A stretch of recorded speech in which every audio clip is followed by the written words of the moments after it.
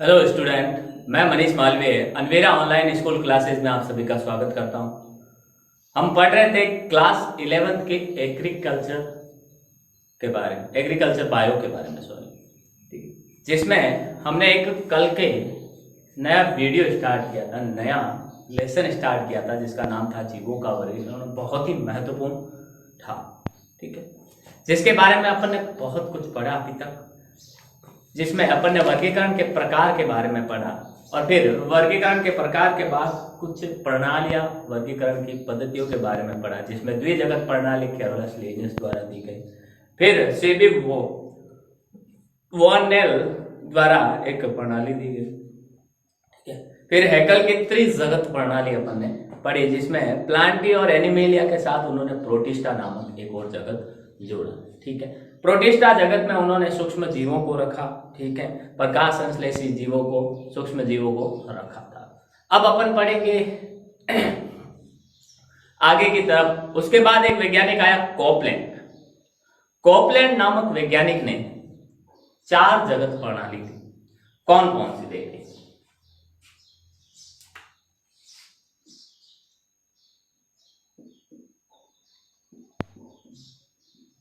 Copeland थी 4 जगत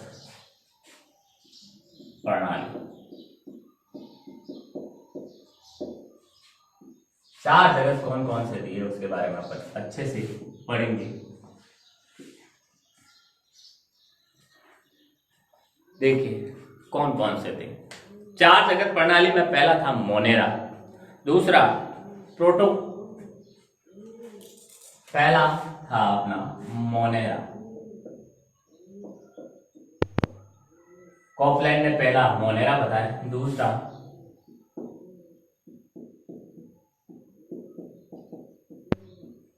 प्रोटोप्टिस्टा, तीसरा हमारा मेटाफाइटा और चौथा था मेटाजोआ।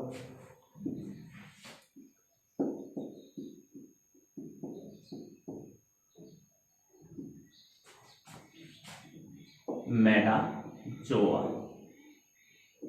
देखिए अब इन्होंने इस 4 जगत में वर्गीकृत किया था कॉपलैंड ने, और चारों जगत की कुछ बातें इंपॉर्टेंट बताई थी। वो क्या क्या थी देखिए। पहला मोनेरा की क्या इंपॉर्टेंट बातें उन्होंने बताई। उन्होंने कहा इनमें केंद्रक अनुपस्थित होता है, ठीक है। मोनेरा जो होता है जी, वो उसमें केंद्रक क्या होता है, केंद्रक अनुपस्थित होता है। इसमें केंद्रक इसमें अनुपस्थित होता है, ठीक है, हो गया अनुपस्थित, ये इसकी खासियत। दूसरी चीज इसमें डीएनए नग्न होता है। डीएनए नग्न का मतलब होता है कि इनमें जो डीएनए होता है उसके चारों तरफ कोई झिल्ली नहीं पाई जाती, कोई झिल्ली नहीं पाई जाती, अर्थात डीएनए इसमें क्या होता है। अब डीएनए क्या होता है, आनुवांशिक पदार्थ। डीएनए को हम क्या कहते हैं, आनुवांशिक पदार्थ, डीऑक्सी राइबोसर्क, डीऑक्सी न्यूक्लिक अम्ल। डीएनए नग्न होता है, ये दूसरी इसकी खासियत बात, किसकी, मोनेरा की। तीसरी बात है इन्हें प्रोकैरियोट कहते हैं। अब झिल्ली नहीं पाई जाती, हमने पिछली क्लासों में पढ़ा है और हमें पता भी है कि हम 2 प्रकार के जीव होते हैं, प्रोकैरियोट और यूकैरियोट, ठीक है। कोशिकाएं भी 2 प्रकार की होती है, प्रोकैरियोटिक और यूकैरियोटिक। प्रोकैरियोटिक कोशिकाओं में क्या होता था, इसके केंद्रक के चारों तरफ झिल्ली नहीं पाई जाती, वो प्रोकैरियोटिक कहलाता है। और यूकैरियोटिक किसे कहते हैं, जिसमें केंद्रक के चारों तरफ झिल्ली पाई जाती है। इसमें केंद्रक अनुपस्थित होता ही नहीं है, तो केंद्रक झिल्ली कहां से आएगी, केंद्रक झिल्ली कहां से आएगी, जब होता ही नहीं है, ठीक है। तो केंद्रक झिल्ली जिसमें नहीं पाई जाती उसे क्या कहते हैं, प्रोकैरियोटिक कहते हैं। इसे प्रोकैरियोटिक कहते हैं। इसे क्या कहते हैं अपन, प्रोकैरियोटिक कहते हैं, ठीक है। एग्जाम्पल जैसे जीवाणु, माइकोप्लाज्मा और साइनोबैक्टीरिया। इसके एग्जाम्पल मोनेरा में कौन कौन से आते हैं देखिए, जीवाणु, माइकोप्लाज्मा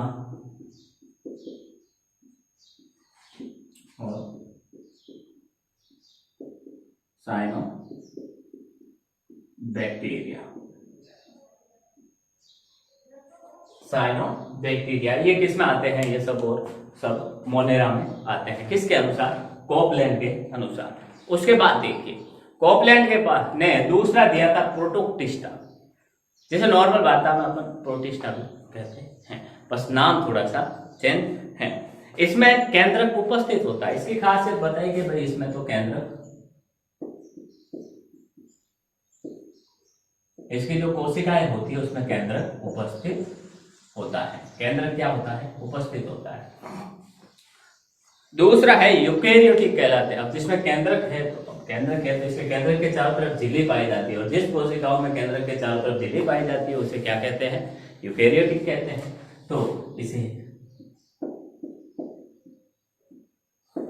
इसे यूकेरियोटिक कहते हैं। इसे यूकेरियोटिक कहते हैं। यूकेरियोटिक कहते हैं। एग्जाम्पल इसके क्या क्या है? इसके है शैवाल, कवक, प्रोटोजोआ। एग्जाम्पल देखिए इसके शैवाल, कवक, प्रोटोजोआ। प्रोटोजोआ। तीसरा है हमारा, तीसरी चीज है मेटाफाइटा। यह बहुकोशिकीय होता है। इसके बारे में कोपलैंड ने बताया कि यह बहुकोशिकीय होता है। इस जगत में बहुकोशिकीय जीवों को रखा जाता है, और वो भी ज्यादातर बहुकोशिकीय पादपों को रखा जाता है। पादप इसमें आते हैं। इसमें बहुकोशिकीय पादपों को शामिल करते हैं। एग्जाम्पल देखिए ब्रायोफाइटा,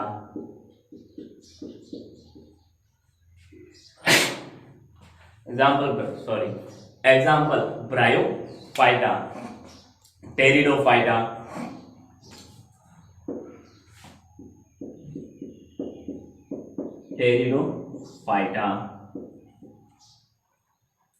अनावृत बीजी, एंजियोस्पर्म अनावृत बीजी और आवृत बीजी।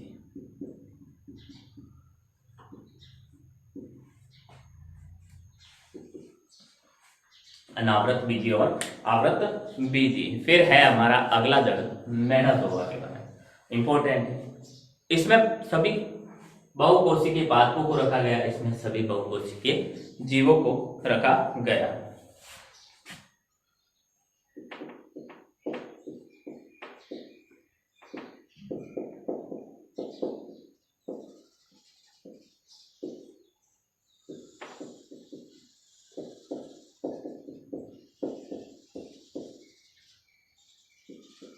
बहुकोशिकीय जंतुओं को इसमें शामिल करते हैं।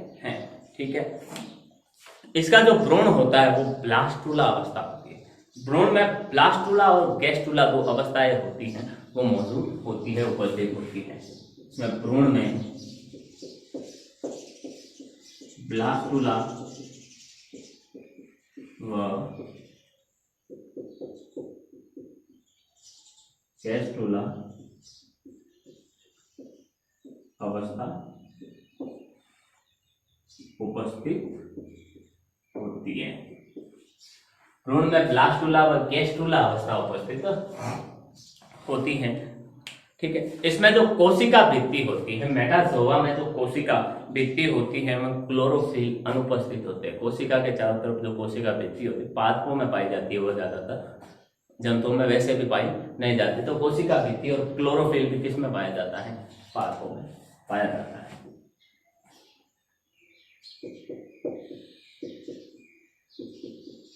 कोशिका भित्ति व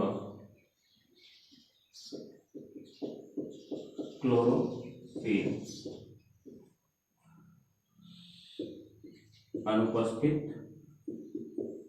होते हैं। इनमें जो जीव शामिल किए गए हैं सजीव शामिल किए गए हैं उनमें कोशिका भित्ति व क्लोरोफिल नहीं पाया जाता है।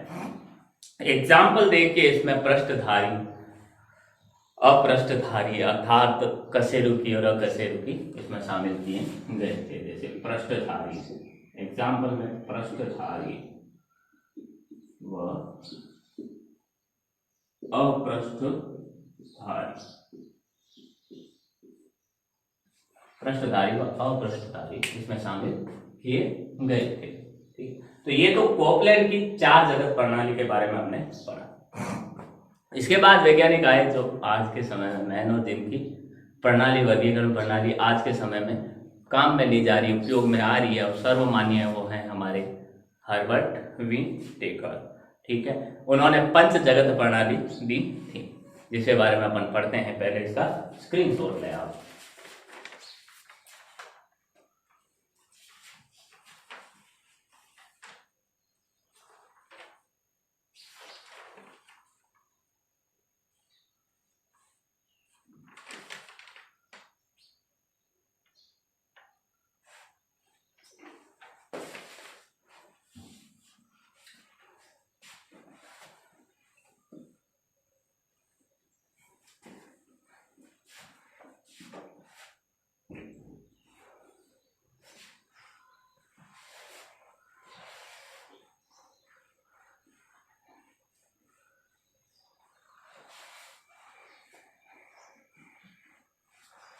देखिए, फिर वी टेकर की पंच जगत प्रणाली के बारे में हम पढ़ते हैं।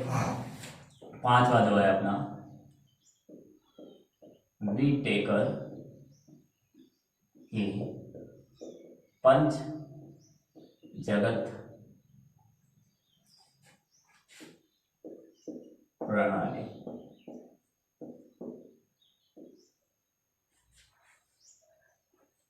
वी टेकर ने 5 जगतों में बांटा था, मोनेरा, प्रोटिस्टा, कवक, मोनेरा, प्रोटिस्टा, कवक या फंजाई, फिर प्लांटी और एनिमेलिया, इन 5 जगतों में बांटा था। किसने? वी टेकर ने। और उन्होंने किस आधार पर बांटा था? उन्होंने ये वर्गीकरण का आधार रखा कोशिकीय संरचना। ठीक है, कोशिकाओं की संरचना कैसी है सजीवों की, शारीरिक संगठन उनका कैसा है, वो सिर्फ कोशिकीय स्तर का है, उत्तक स्तर का है, अंग स्तर का है या तंत्र स्तर का है। ठीक है, पोषण विधि क्या है, वो किस प्रकार से पोषण को ग्रहण करते हैं, वो अपना भोजन स्वयं बनाते हैं या किसी और पर निर्भर करते हैं, इस आधार पर। फिर जीवन चक्र उनका कैसा है, कितनी अवस्थाएं पाई जाती है और जाति वृत्तीय संबंध, एक जाति का दूसरी जाति से क्या संबंध है, इन आधार पर इन्होंने क्या किया, 5 जगत में बांटा। देखिए इनके वर्गीकरण का आधार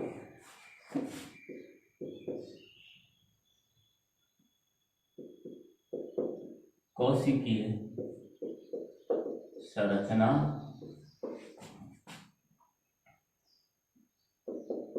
शारीरिक संगठन, कोशिकीय संरचना, शारीरिक संगठन,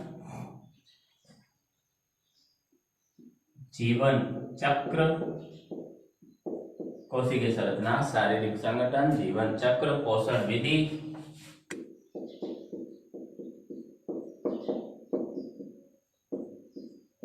पोषण विधि और जाति वर्गीय संबंध था। वह जाति वृत्तीय संबंध था।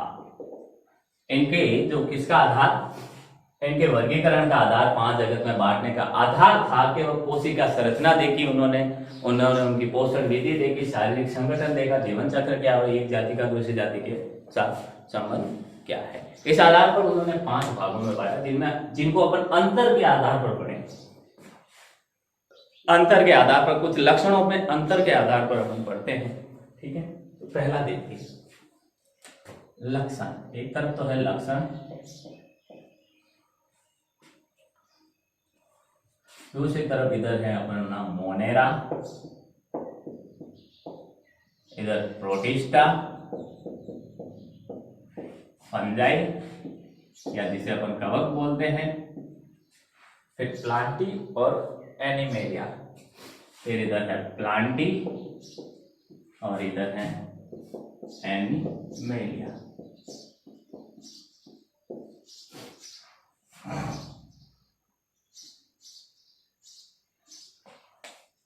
तो देखिए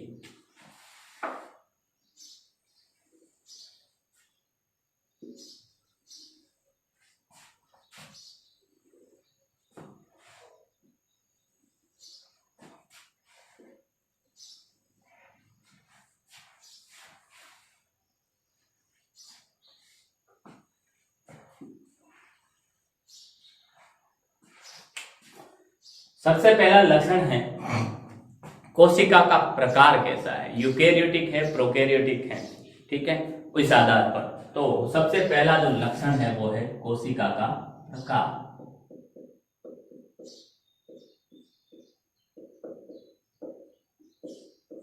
जो मोनेरा में होते हैं वो ऐसी कोशिकाओं वाले जीव होते हैं जो क्या हो, प्रोकैरियोटिक हो, ठीक है, प्रोकैरियोटिक।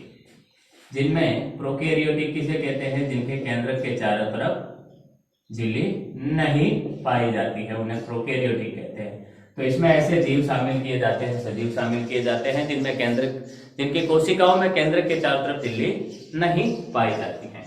बाकी इन सब में यूकेरियोटिक,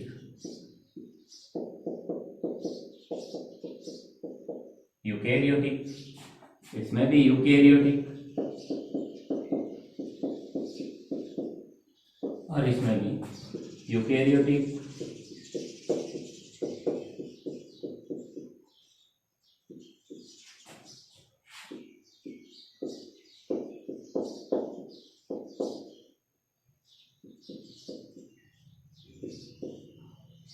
ठीक है, तो ये कोशिका के प्रकार के आधार पर एक अंतर है पांचों के अंदर कि मोनेरा में प्रोकैरियोटिक कोशिकाएं पाई जाती है, बाकी सब में यूकेरियोटिक कोशिकाएं पाई जाती है।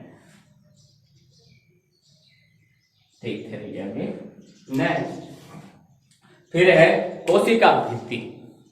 कोशिका भित्ति, अब अपन को पता है कोशिका भित्ति के आधार पर किससे बनी होती है सबकी कोशिकाएं, भित्तियां किसके बनी होती हैं।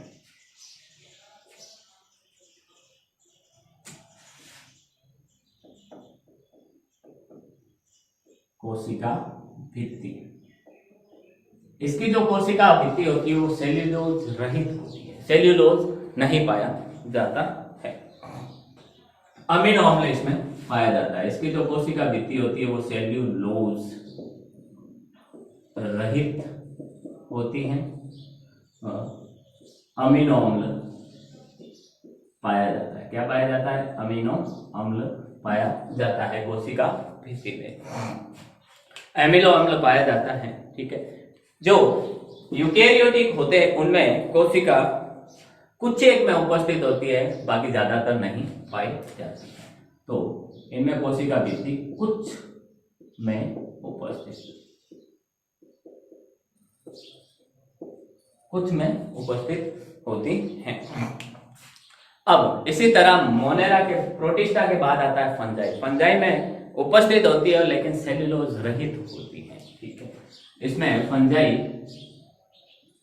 में कोशिका भित्ति उपस्थित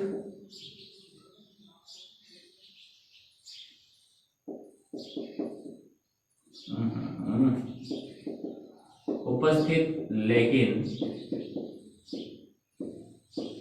सेल्यूलोज रहित होती है, सेल्यूलोज रहित होती है। फिर तीसरा प्लांटी। प्लांटी में कोशिका भित्ति पाई जाती है, हमें पता है नॉर्मल सी बात में, ठीक है, लेकिन सेल्यूलोज सहित होती है। इनकी कोशिका भित्ति में क्या पाया जाता है, सेल्यूलोज पाया जाता है।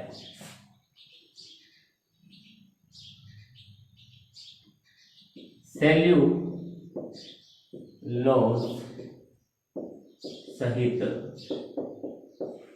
उपस्थित, सेल्यूलोज भी पाया जाता है। कोशिका भित्ति उपस्थित तो होती है लेकिन सेल्यूलोज भी पाया जाता है। और यूकेरियोटिक सॉरी एनिमेलिया होती है, उसमें हम जानते हैं कोशिका वृद्धि सिर्फ और सिर्फ पादपों में पाई जाती है, जंतुओं में नहीं पाई जाती है, तो इसमें तो ये अनुपस्थित हो गई, अनुपस्थित हो गई।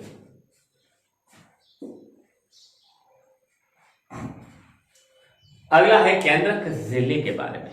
अब केंद्रक झिल्ली के आधार पर ही तो हमने इसको प्रोकैरियोटिक यूकैरियोटिक में बांटा है, ठीक है। तो आप ध्यान दें, इधर आपको पता है प्रोकैरियोटिक किसे कहते हैं, तो केंद्रक जिसमें केंद्रक झिल्ली नहीं पाई जाती वो प्रोकैरियोटिक होता है, जिसमें पाई जाती है वो यूकैरियोटिक होता है। तो केंद्रक झिल्ली के आधार पर अपन अंतर लिख सकते हैं इसमें। केंद्रक झिल्ली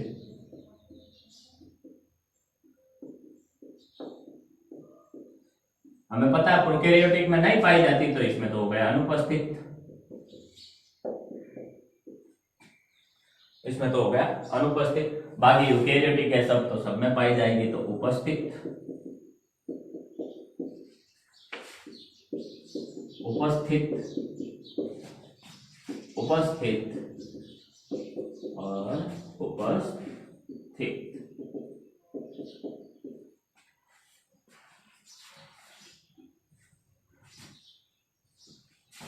उपस्थित, उपस्थित और उपस्थित, सब उपस्थित होते हैं।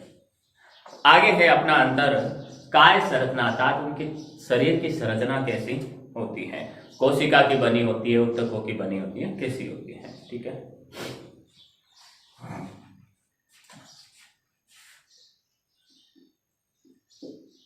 काय संरचना ये होती है कोशिकाओं से मिलकर, अर्थात कोशिकीय होती है, एक कोशिकीय ज्यादा।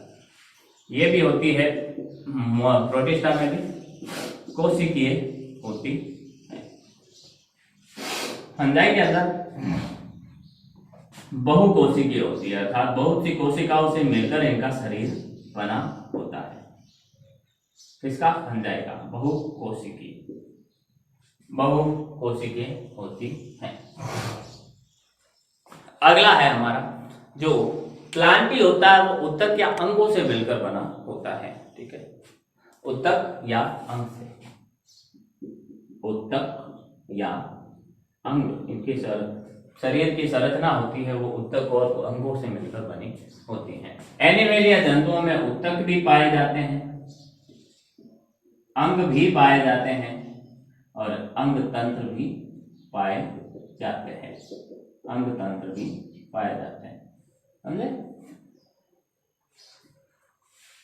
अंग तंत्र भी पाए जाते हैं।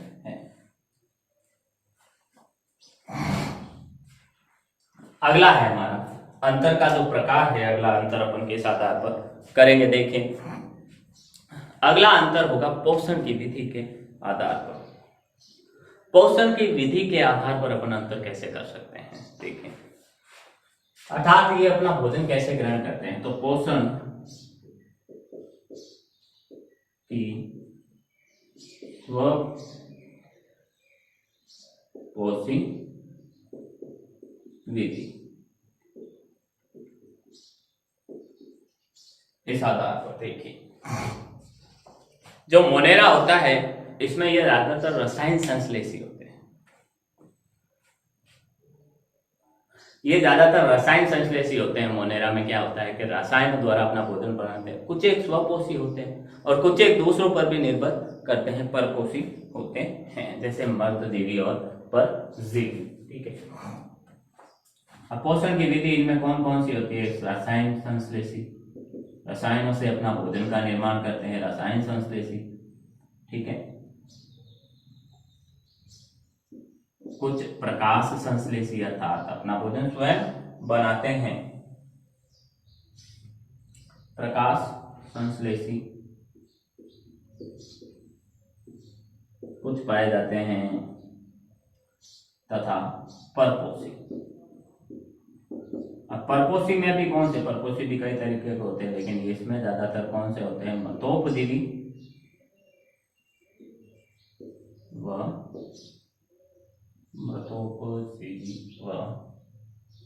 परजीवी होते हैं। दूसरों पर निर्भर रहने वाले और मरे हुए जीवों पर निर्भर रहने वाले होते हैं।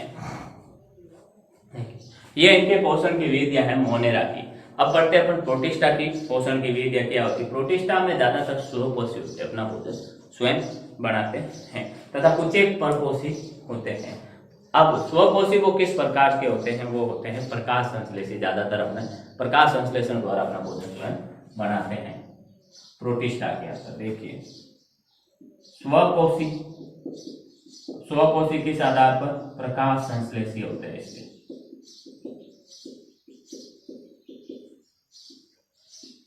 तथा परपोषी, तथा परपोषी होते हैं, अर्थात दूसरों पर अपने भोजन के लिए निर्भर रहते हैं। फिर फंजाई में ज्यादातर परपोषी होते हैं, ज्यादातर लगभग सभी फंजाई कवक क्या होते हैं, फंजाई के अंदर आने वाले जो जीव होते हैं, सजीव होते हैं, वो सभी परजीवी ही होते हैं, अर्थात परपोषी होते हैं, दूसरों पर अपने भोजन के लिए, कुछ तो मरी हुई सड़ी गली और कुछ पर परजीवी रहते हैं। ठीक है, ये परपोषी होते हैं, अर्थात मृतोपजीवी व परजीवी होते हैं। क्या होते हैं, मृतोपजीवी व परजीवी होते हैं, मृतोपजीवी व परजीवी होते हैं। फिर प्लांटी में, प्लांटी सभी लगभग स्वपोषी होते हैं, लेकिन और प्रकाश संश्लेषण क्रिया द्वारा अपना भोजन बनाते हैं। हमें पता है प्रकाश संश्लेषण क्रिया द्वारा अपना भोजन स्वयं बनाते हैं कौन, प्लांटी। ये सभी स्वपोषी होते हैं, अर्थात कैसे बनाते हैं, प्रकाश संश्लेषण।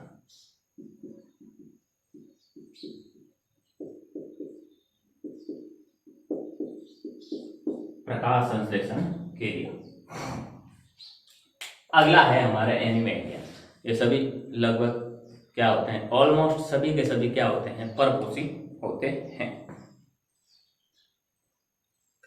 ऑलमोस्ट सभी परपोषी होते हैं।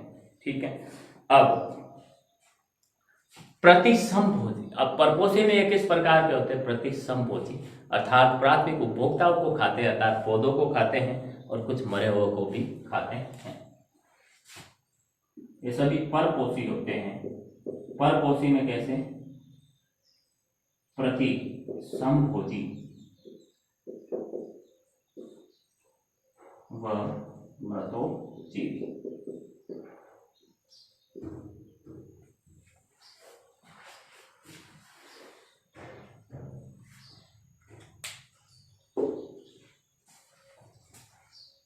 ये थे हमारे व्हीटेकर की पंच जगत प्रणाली, और उसके बारे में कुछ बातें, इंपॉर्टेंट बातें, बहुत ही इंपॉर्टेंट है ये, सिर्फ एक क्लास 11th के लिए नहीं, 11th एग्रीकल्चर बायो के लिए नहीं, पूरी सभी क्लासों के लिए, जहाँ जहाँ वर्गीकरण पढ़ते हैं, आने वाले कंपटीशन एग्जामों में जहाँ जनरल साइंस होता है, वर्गीकरण के बारे में अपन पढ़ते हैं। स्क्रीनशॉट ले आप इसका।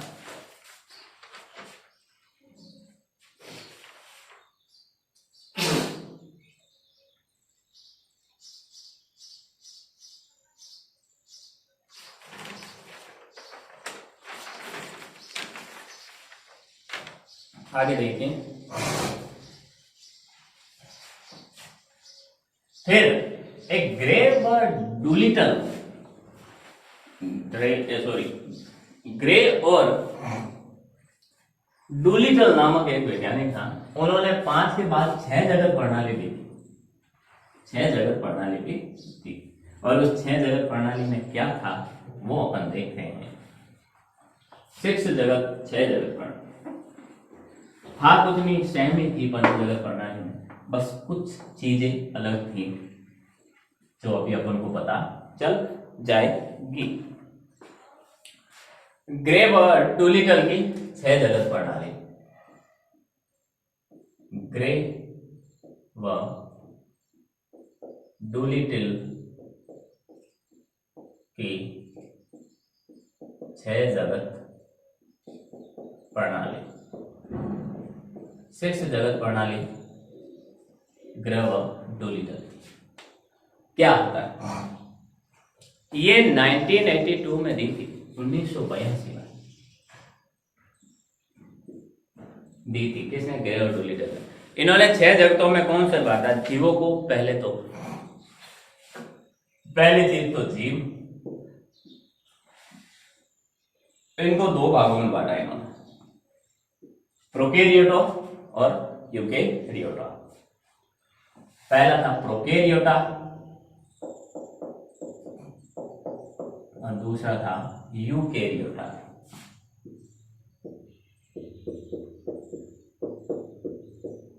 दो भागों में बांटा सभी जीवों को, ठीक है। प्रोकैरियोटा का उन्होंने 2 भागों में वापस बांटा, आर्के बैक्टीरिया और यूके बैक्टीरिया। प्रोकैरियोटा का उनको 2 भागों में वापस बांटा, एक तो आर्के बैक्टीरिया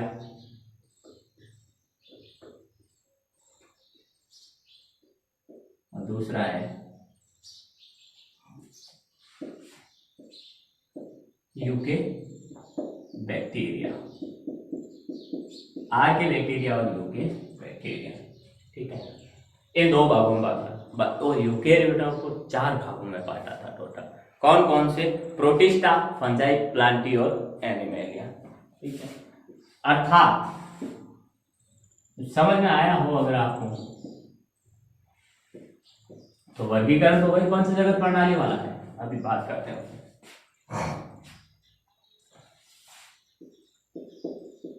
प्रोटिस्टा, फंजाई, प्लांटी और एनिमेलिया।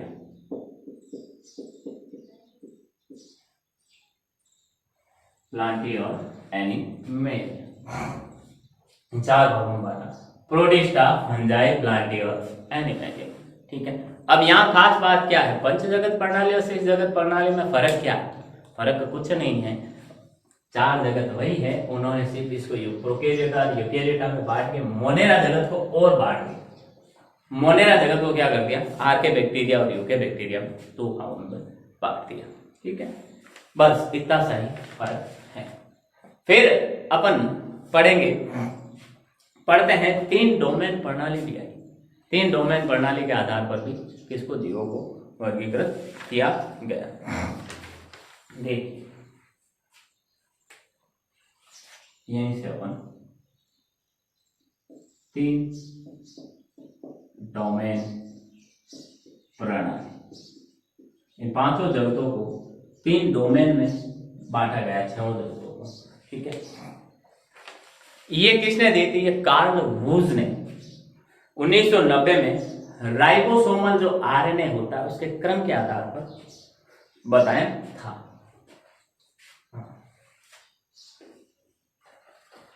क्या बताया? 1990 में कार्ल वुज 1990 में कार्ल वुज ने राइबोसोमल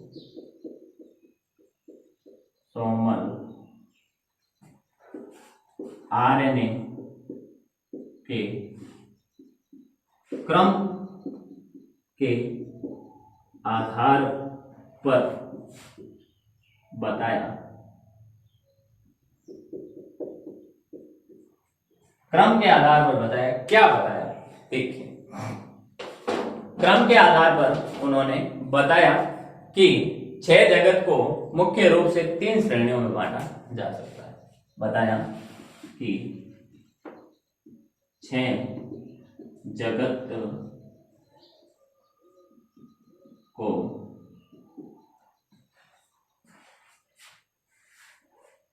मुख्य रूप से 3 श्रेणियों में बांट सकते हैं, ठीक है। 3 डोमेन में बांट सकते हैं, domain first, domain second, domain third, जिसके बारे में अपन पढ़ते हैं। पहले इसका स्क्रीनशॉट लें।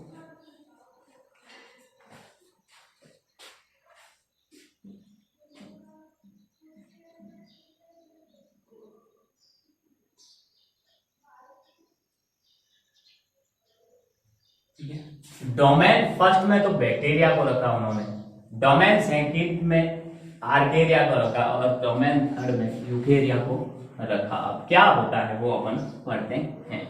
3 प्रकार के डोमेन बनाए। कौन से देखिए, 3 डोमेन पढ़ना है।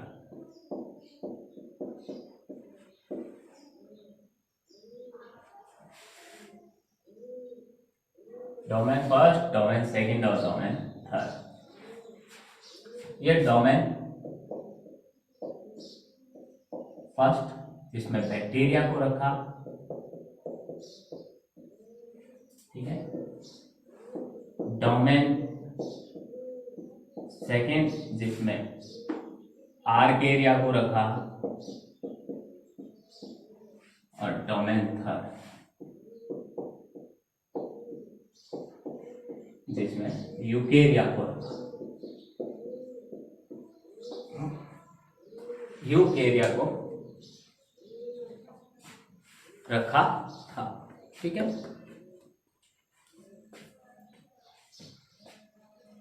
यूकेरिया को रखा था। देखिए क्या होता है, पहले डोमेन बैक्टीरिया में कौन कौन से आते हैं। इसमें सक्रिय जीवाणु आते हैं, ठीक है। एक कोशिका के बाद असीम केंद्र की आते हैं, इसमें सक्रिय जीवाणु होते हैं।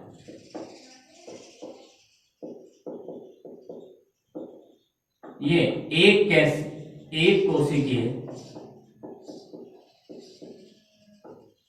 बैक्टीरिया में एक कोशिकीय व असीम केंद्र की होते हैं। एक कोशिकीय होते हैं असीम केंद्र की। असीम केंद्र की का मतलब केंद्र के चारों तरफ झिल्ली नहीं पाई जाती है, ठीक है। नेक्स्ट है अन्य कोशिकीय अंग। इसमें क्या होते हैं, अनुपस्थित होते हैं। अन्य कोशिकीय अंग अनुपस्थित होते हैं। इसमें अन्य कोशिकीय अंग अनुपस्थित होते हैं और इनकी जो कोशिका भित्ति होती हैं वो म्यूकोपेप्टाइड से बनी होती हैं। इनकी जो कोशिका भित्ति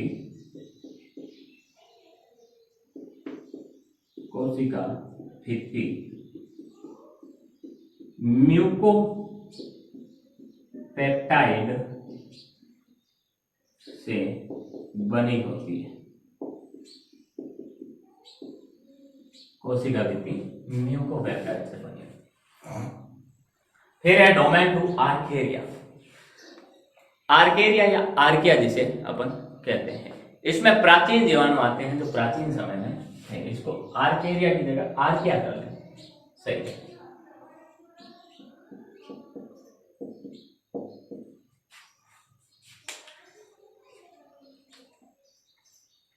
इसमें प्राचीन जीवाणु आते हैं, बड़ी बात,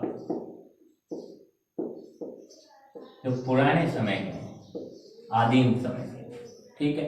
ये एक कोशिकीय और असीम केंद्र की होते हैं। ये भी एक कोशिकीय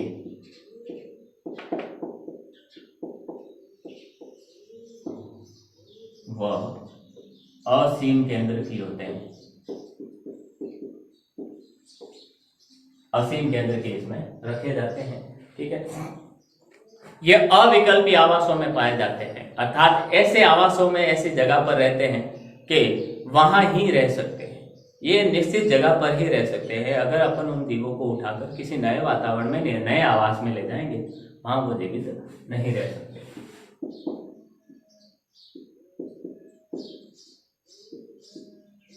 अविकल्पी आवासों में रहते हैं। अविकल्पी आवासों में रहते हैं। अगला है अपना विकास की दृष्टि से ये सबसे प्राचीनतम है, अतः इन्हें प्राचीनतम जीवित जीवाश्म भी कहते हैं। विकास की दृष्टि से सबसे प्राचीनतम है, इसलिए इन्हें प्राचीन जीवाश्म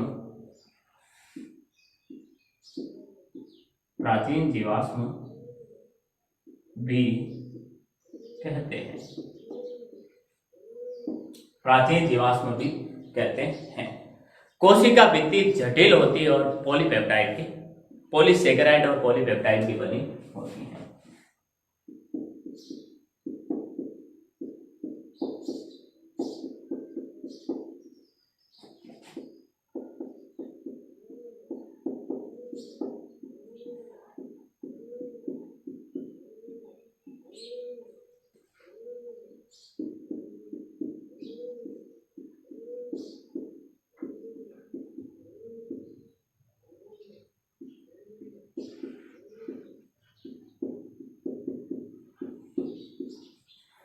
पॉलीसेकेराइड की बनी होती है। ठीक है, तीसरा डोमेन है वो है हमारा यूकेरिया। ठीक है, यूकेरिया में क्या खासियत है, इसमें प्रोटिस्टा, कवक, प्लांटी, एनिमेलिया जगत के शामिल किया जाता है। इसमें डोमेन में प्रोटिस्टा, कवक, प्लांटी, एनिमेलिया को शामिल किया जाता है। कोशिका भित्ति काइटिन व सेल्यूलोज की बनी होती है। इनकी कोशिका भित्ति काइटिन व सेल्यूलोज की बनी होती है और एल्यूमिनियम में कोशिका भित्ति का अभाव होता है, ये हमें पता है। ठीक है, तो इसमें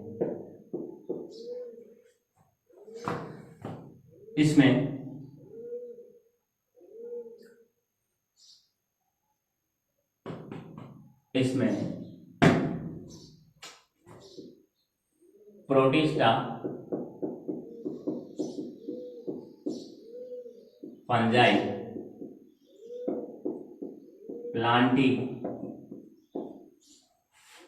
व एनिमेलिया को शामिल करते हैं। एनिमेलिया को शामिल करते हैं। कोशिका भित्ति काइटिन व सेल्यूलोज की बनी होती है। इनकी जो कोशिका भित्ति होती है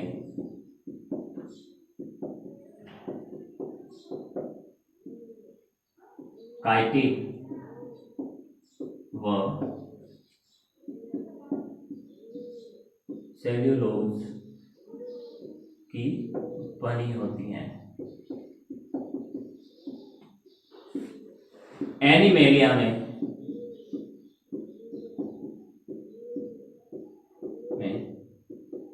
कोशिका भित्ति का अभाव होता है।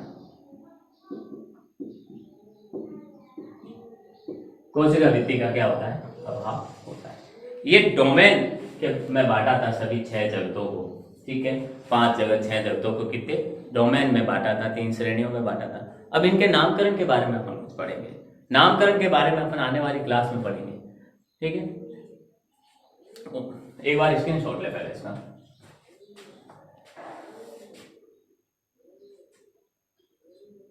उम्मीद करता हूं जो भी मैंने आज आपको पढ़ाया है वो समझ में आया होगा। ठीक है, मिलते हैं अपन अगली क्लास में, ये कंटिन्यू करेंगे इस लेसन को। दूसरा पार्ट हुआ है अभी, इसमें अपन ने आज बहुत सारी चीजें पढ़ी है। कोपलैंड का 4 जगत पढ़ा है, विटेकर का 5 जगत है, क्रे और डुलिटर का 6 जगत भी पढ़ा है। ठीक है, तो अपन मिलते हैं अगली क्लास में। तब तक के लिए ऑल द बेस्ट। घर में रहिए, सेफ रहिए, अनावश्यक रूप से बाहर ना जाइए। जब बहुत ही ज़्यादा ज़रूरी हो तभी बाहर जाए। ठीक है, और अपना और अपने फैमिली का ध्यान रखें। मिलते हैं अगली क्लास में, तब तक के लिए all the best. Thank you.